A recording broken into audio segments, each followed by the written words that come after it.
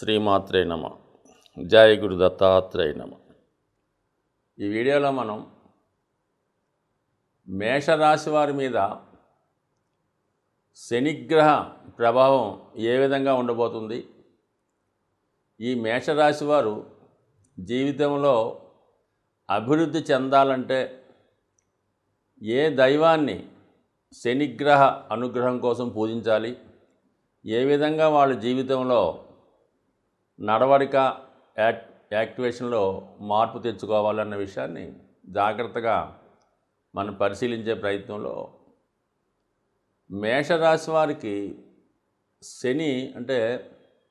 శని భగవానుడు శత్రుగ్రహం, అంటే రాశ్యాధిపతిగా ఉన్నటువంటి కుజుడికి శని భగవానుడు టెక్నికల్గా శాస్త్ర ప్రకారం శత్రుగ్రహం.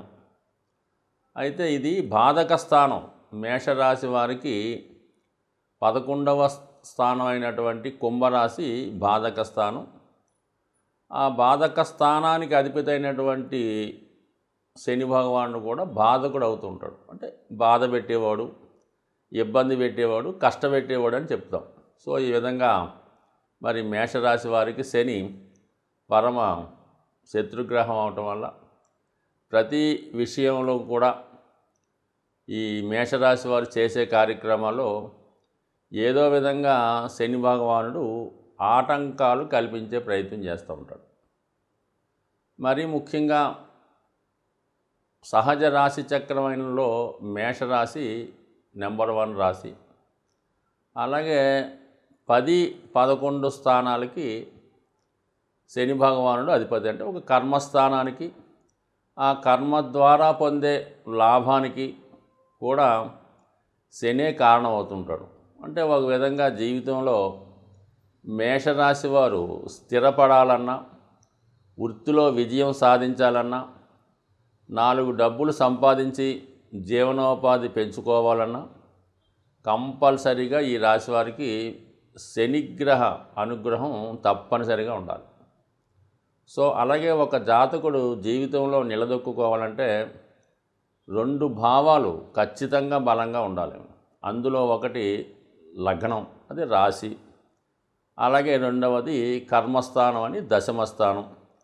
ఈ 2 స్థానాలే బాగున్నప్పుడు జీవితంలో ఎదురయ్యే ఎంత కష్టాన్నైనా జాతకుడు సునాయాసంగా సాధించి నిలదొక్కునే ప్రయత్నం చేస్తూ ఉంటాడు. అంటే కష్టాల్ని ఎదుర్కొనే శక్తి కూడా శని భగవానుడు ఇవ్వడం జరుగుతుంటుంది. కష్టపెట్టేవాడు అతనే, దాన్ని ఎదుర్కొనే శక్తి ఇచ్చేవాడు కూడా శని భగవానుడే. సో ఈ కారణం వల్ల మేషరాశి వారికి కుజుడు ఎంత ఇంపార్టెంటో శని భగవానుడు కూడా అంతే ఇంపార్టెంట్. సో ఈ విధంగా ఉంటే మరి ప్రస్తుతం మరి ఈ శని భగవానుడు ఈ రాశి వారికి 11వ స్థానంలో ఉన్నాడు. ఏ లగ్నానికైనా, ఏ రాశి వారికైనా శని భగవానుడు కేవలం 3 స్థానాల్లో మాత్రమే శుభ ఫలితాలు ఇవ్వడం జరుగుతుంది. అందులో 11, 3, అలాగే 6వ స్థానం. అంటే శని భగవానుడు ఒక రాశి నుంచి ఒక రాశికి మారడానికి 2.5 సంవత్సరాలు టైం తీసుకుంటే, మొత్తం రాశి చక్రంలో ఉన్నటువంటి 12 రాశులు మారడానికి సుమారుగా 30 సంవత్సరాల కాలం తీసుకుంటాడు. అంటే ఒక జాతకుడికి ఒక 30 సంవత్సరాల స్పాన్లో కేవలం 7.5 సంవత్సరాలు మాత్రమే జాతకుడికి శుభ ఫలితాలు ఇవ్వడం, మిగతా 22.5 సంవత్సరాలు ఏదో విధంగా జాతకుడికి తనున్న స్థానాలను బట్టి ఇబ్బంది పెట్టడం జరుగుతూ ఉంటుంది. సో ఈ విధంగా శని భగవానుడు మరి ఎవరికైనా సరే జీవితంలో 7.5 సంవత్సరాలు ఫేవర్గా ఉంటాడు, 22.5 సంవత్సరాలు అన్ఫేవర్గా ఉంటాడు. దాంట్లో మళ్ళీ 7.5 సంవత్సరాలు అంటే ఏలినాడు శని ప్రాంతంలో మరీ ఇబ్బంది పెడుతుంటాడు. అంటే జీవితాన్ని ఒక ఊపి జాతకుడిని మళ్ళా దారిలో పెట్టే ప్రయత్నం చేస్తూ ఉంటాడు. మరి ఈ విచిత్రమైనటువంటి స్థితి ఈ శని భగవానుడు ఈ మేషరాశి వారికి ఇవ్వడం జరిగింది. అయితే మరి 11వ స్థానంలో ఉండడం మంచి స్థానమే రాశి వారికి. కాబట్టి జాతకుడికి ఇప్పుడు శని యొక్క కారకత్వాల్లో ముఖ్యమైనది ఏంటంటే ఉపాధి అవకాశాలు, అంటే ఉద్యోగం, శ్రమ, పని ఏదన్నా సరే ప్రస్తుతం అనుకూలంగా ఉంటుంది. సో దాంతోపాటు జాతకుడు రాశి చక్రంలో ఉన్నటువంటి 6వ స్థానానికి 8వ స్థానానికి కూడా కారకత్వం వహిస్తుంటాడు. అంటే ఆయుష్ మీద ఎక్కువ పట్టు ఈ శని భగవానుడికే ఉంటుంది. అంటే ఇప్పుడు ఒక విధంగా అష్టమాధిపతిగా ఉన్నటువంటి శని లాభస్థానంలో ఉంటే ఏ ఫలితం ఇస్తాడో అదే ఫలితాన్ని ఇప్పుడు టెక్నికల్గా శని 11లో ఉండడం వల్ల ఉంటుంది. అయితే ఆయుష్ పరంగా బాగుంటుంది. అంటే ఈ సంవత్సరంలో ఈ రాబోయే 2.5 సంవత్సరాల్లో జాతకుడికి ఎటువంటి ఇబ్బంది ప్రమాదం ఉండదు. సో అలాగే మరి అష్టమం అనేది కొన్ని ఆకస్మిక సంఘటనలకు కూడా కారణమవుతుంటుంది.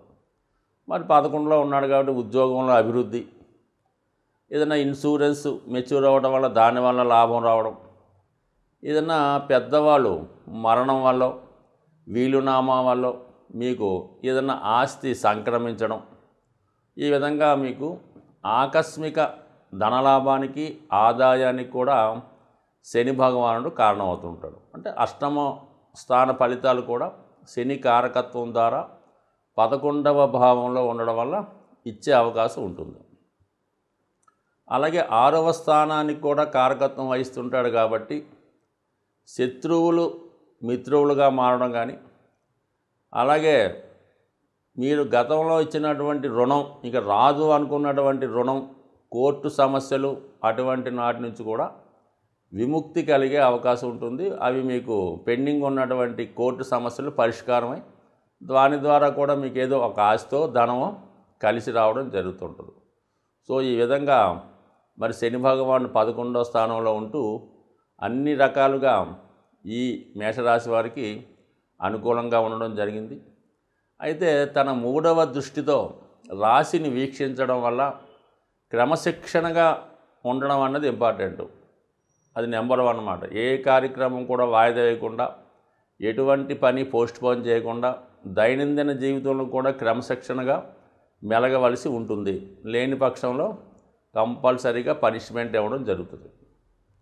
సో ఈ విధంగా మరి శని భగవానుడు ఈ మేషరాశి వారికి ఇప్పుడు ఉన్నటువంటి 11వ భావంలో ఇంకొక సుమారుగా ఒక 18 నెలలు ఉండే అవకాశం ఉంటుంది. కాబట్టి ఈ సమయంలో జాతకుడు ఏ కార్యక్రమం చేపట్టినా నిజాయితీగా, ఇతరులకి అపకారం లేకుండా, ఇతరులకి ఇబ్బంది నష్టం లేకుండా సమాజ శ్రేయస్సు కోసం కానీ వ్యక్తిగతంగా వాళ్ళ శ్రేయస్సు కూడా ఉపయోగపడతాడు. అయితే ఇందులో ఎటువంటి అన్యాయం ఉన్నా అక్రమం ఉన్నా కంపల్సరీగా శని భగవానుడు శిక్షించే కార్యక్రమం కూడా చేపట్టే అవకాశం ఉంటుంది. బట్ శనిగ్రహ అనుగ్రహం కోసం మరి వాళ్ళు స్థాయిని బట్టి ఎక్కువగా శివుణ్ణి ఆరాధించుకోవడం, అలాగే హనుమాన్ని ఆరాధించుకోవడం, అలాగే మరి కాళికా అమ్మవారు అంటే దశ మహావిద్యల్లో అంతరిక్ష దేవతగా శని భగవానుడికి కాళీ అమ్మవారు ప్రాతినిధ్యం వహిస్తుంటారు. అంటే అది అందరికీ సాధ్యం కాని పని, కానీ సాధ్యమైన వాళ్ళు కాళీమాత ఉపాసన ద్వారా శని పెట్టే ఇబ్బందుల నుంచి కూడా బయటపడే అవకాశం ఉంటుంది. సాధారణంగా గ్రహాల యొక్క శాంతి కొరకు పంచభూతాలు అంటే మనకి గాలి, నిప్పు, నీరు, వాయువు, ఆకాశం అనే 5 తత్వాలు ఉండడం జరిగింది. దీన్నే మనం ఈ పూజాధికారులు నిర్వహించేటప్పుడు పంచోపచార పూజ అని చేయడం జరుగుతూ ఉంటుంది. సో ఇందులో ముఖ్యంగా శని భగవానుడు యొక్క అనుగ్రహం కోసం మరి శని భగవానుడు వాయుతత్వ రాశి అవ్వటం వల్ల ధూపంతో పూజించడం వల్ల, అంటే మీకు సాధారణంగా శివాలయాల్లో కానీ అమ్మవార్లకు కానీ ఈ సాంబ్రాణి ధూపం ఎక్కువగా వేస్తూ ఉంటారు. సో అది సింపుల్గా అగరబత్తీలు వెలిగించడం. అంటే చాలామంది ఏం చేస్తారంటే పూర్తిగా పూజ చేయని వాళ్ళు వారంకోసారి మామూలుగా చేస్తుంటూ ప్రతిరోజు కూడా ఉభయ సంధ్యల్లో ఈ అగరబత్తి వెలిగించి పూజ చేస్తూ ఉంటారు. ఇంకా ఓపిక ఉన్నవాళ్ళు సాంబ్రాణి పొగ అది గృహం అంతా వేస్తూ ఉంటారు. ఎక్కువగా అమ్మవార్లకి, శివునికి, అలాగే ఈ సాంబ్రాణి పొగ వేయటం వల్ల కనీసం ప్రతిరోజు అగరబత్తి 2 పూట్ల భగవంతుని యొక్క ఆరాధించడం వల్ల మీకు కంపల్సరిగా ఈ నవగ్రహాల్లో శని భగవానుడి యొక్క అనుగ్రహం లభించడం జరుగుతూ ఉంటుంది. సో ఈ కారణం వల్ల ఒకటి, అలాగే ప్రతిరోజు కూడా ఈ గృహంలో నిరంతరం ఏదో భగవంతుని యొక్క నామస్మరణ మోగే విధంగా, అంటే గతంలో కొన్ని చిన్న చిన్న బాక్సులాగా ఉంటే ఏదో ఓం నమో నారాయణయో ఓం శివాయ ఏదో చదువుతూ ఉంటాయి. సో అటువంటి కూడా గృహంలో ఉండడం వల్ల ఏంటంటే పాజిటివ్ ఎనర్జీ ఆ గృహంలో ఉండడం జరుగుతూ ఉంటుంది. కాబట్టి సాధ్యమైనంత వరకు శని భగవానుడి యొక్క అనుగ్రహం కావాలంటే ఆ గృహం చాలా పరిశుభ్రంగా ఉండాలి. అలాగే ఇరిగిపోయిన వస్తువులు, పనికిమాలిన వస్తువులు, అక్కర్లేని వస్తువులు ఇంట్లో ఉంచడం. అలాగే కొంతమందికి ఏంటంటే ఓ 10 జతల చెప్పులు ఉంటాయి, ఏదో కొత్తవి కొంటుంటారు, పాత ఏం చేసుకుంటారో. ఈ చెప్పుల జతలు ఎక్కువ అవడం వల్ల ఈ కొంతకాలంకి ఆ నెగిటివ్ ఎనర్జీ వాటి మీద వచ్చే అవకాశం ఉంటుంది. కాబట్టి సాధ్యమైనంత వరకు ఈ చెప్పులన్నీ నిల్వ ఉంచకుండా ఎప్పటికప్పుడు దాన్ని అవసరం తీరిన తర్వాత బయటపడేయండి. ఏదో 1-2 చెప్పులు పెట్టుకోవడం అన్నది ఒక కొత్తమైన పద్ధతి.